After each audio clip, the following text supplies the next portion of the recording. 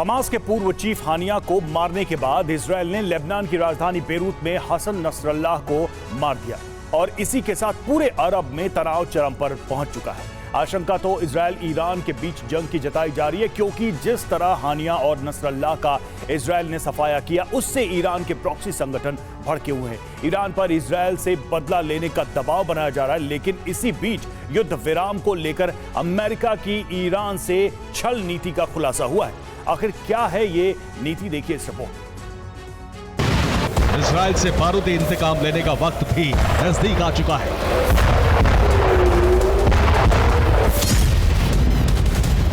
और दावा किया जा रहा है कि अगले चंद घंटों में इजरायली धरती अब तक के सबसे भीषण अटैक से थर्रा सकती है। तेल अवीव, यरूशलेम समेत इजरायल का कोना कोना बारूदी कोहराम से धधक सकता है।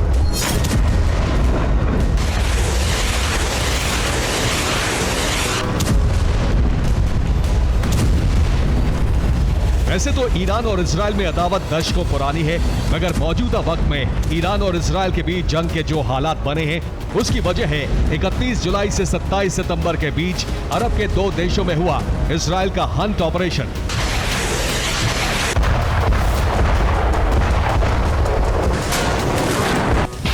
दरअसल 27 सितंबर को शाम 6:05 पर लेबनान की राजधानी बैरूत के दाहिया इलाके में एयर स्ट्राइक हुई। लड़ाकू विमानों से बंकर बस्ट बम गिराए गए। इस हमले में हिजबुल्लाह का चीफ हसन नसरल्लाह मारा गया। ठीक इसी तरह 30-31 जुलाई की रात 2 बजे ईरान की राजधानी तेहरान के हाई सिक्योरिटी जोन में मिसाइल हमला हुआ, जिसमें हमास के प्रमुख इस्माइल हानिया की मौत हुई।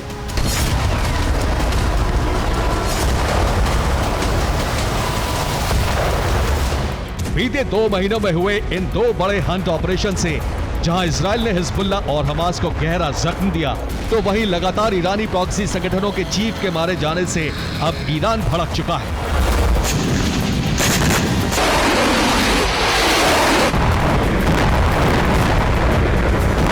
क्योंकि अगर ईरान ने अब इजरायल से जंग नहीं छेड़ी, तो फिर ईरान और उसके प्रॉक्सी संगठनों में दरार पड़ सकती है। दावा तो यहां तक किया जा रहा है, लगातार प्रॉक्सी संगठन ईरान पर हमले का दबाव बना रहे, जिसके चलते ईरानी प्रेसिडेंट पज़ेश्कियान और सुप्रीम लीडर खमेनी की मुश्किल पड़ गई है।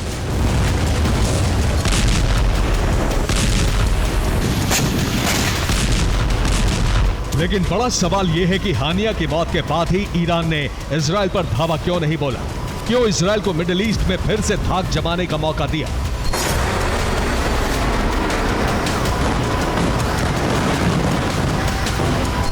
तो इसके पीछे की वजह है ईरान और अमेरिका के बीच हुई बैकडोर वार्ता। दरअसल एक रिपोर्ट में दावा किया गया कि हानिया की मौत के बाद ईरान और अमेरिका में बातचीत हुई, जिसमें यूएस ने ईरान को अरब में युद्ध विराम का भरोसा दिया, ईरान से हानिया की मौत का बदला ना लेने की भी मांग की। उस वक्त ईरान ने अमेरिका की बात मानी और इजरायल पर हमले के प्लान को रद्द कर दिया, मगर इजरायल ने इसका फायदा उठाया और अमेरिका के इशारे पर 72 घंटे पहले लेबनान की राजधानी बैरूत में हिजबुल्लाह चीफ हसन नसरल्लाह को मार गिराया।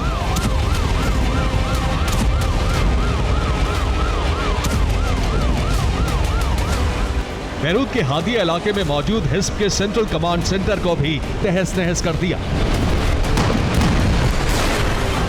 लेकिन इस बार ईरान पूरी तरह से आक्रामक तेवर अपनाए हुए है। दावा तो यहां तक किया जा रहा है कि अरब में मौजूद प्रॉक्सी संगठनों के साथ मिलकर किसी भी वक्त ईरानी सेना इजरायली धरती को सुलगा सकती है।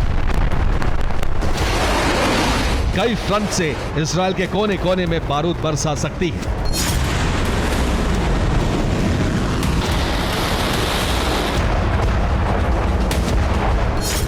दरअसल ईरान इसलिए भी इजरायल पर धावा बोल सकता है क्योंकि आशंका जताई जा रही है कि इजरायल पर हमले के लिए ईरान को रूस और चीन मदद कर सकते हैं, हथियारों की सप्लाई कर सकते हैं, क्योंकि नसरल्लाह की मौत के 72 घंटे बाद रूस के प्रधानमंत्री मिखाइल मिशस्तिन आज तेहरान पहुंचे हैं। अपने दौरे पर रूसी पीएम पज़ेश्कियान और खमेनी से मिलेंगे।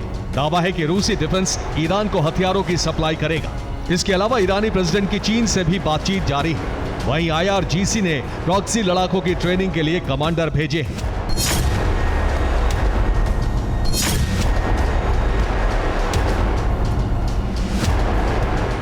मतलब ये कि रूस और चीन के समर्थन से ईरान अपने प्रॉक्सी संगठनों के साथ इजराइल पर धावा बोल सकता है।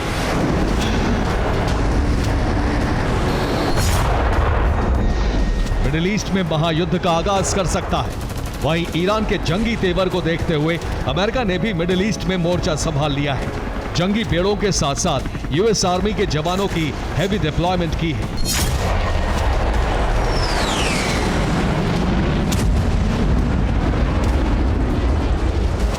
यकीन मानिए, अमेरिका और ईरान की तैयारी इस बात का सीधा संकेत है कि नसरल्लाह की मौत के बाद अरब में महाजंग का काउंटडाउन शुरू हो चुका है।